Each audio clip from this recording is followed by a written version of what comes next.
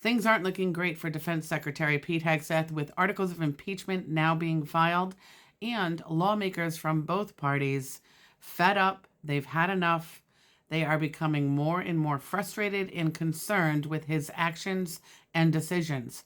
In fact, they're working on legislation right now that should pass the House this week. Democratic Congressman Cherie Tainador has filed articles of impeachment against Pete Hegseth. This is for what some people are calling the murderous attacks on the drug boats in the Caribbean. Lawmakers are threatening to lock down some of Pete Hegseth's travel budget until he turns over videos, unedited videos of the U.S. military strikes on these alleged drug boats in the Caribbean, and the orders, copies of the orders of these operations. Representative Don Bacon, who's a Republican from Nebraska, who also sits on the House Armed Services Committee, said that Republicans and Democrats, Congress has had enough. And not only Pete Hegseth, but this government needs to start seeing that Congress is its own independent branch of the government. Bacon said that since Signalgate, Republicans have become more and more concerned over Pete Hegseth and his actions.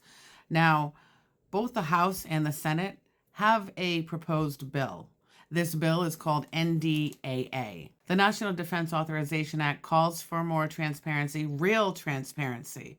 Unedited videos, Pete Hegseth will be forced to turn over those unedited videos and copies of the orders so that they can see who ordered all of these strikes. When you're hitting a boat 4 times, the first time killing 9 people, then there are 2 people hanging on the bow of the boat while the other part of the boat is underneath the water, and you purposely hit that boat again to kill those 2 people. That's called murder. And then they hit it again to sink the boat. I mean, come on. We know what this is. It's a violation.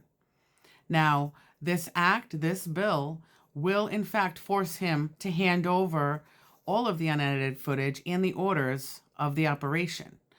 Now, he has to hand that over to both the House and the Senate Armed Services Committees.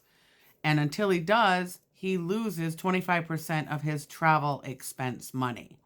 Now, it really doesn't seem like a lot to me personally, but we'll see where this leads us. I will keep you updated on all of this, but the truth will come out eventually, one way or another, and Congress is getting fed up. I'll keep you updated. Please like, follow, and share so that I can continue to provide you with content, and I appreciate you being here.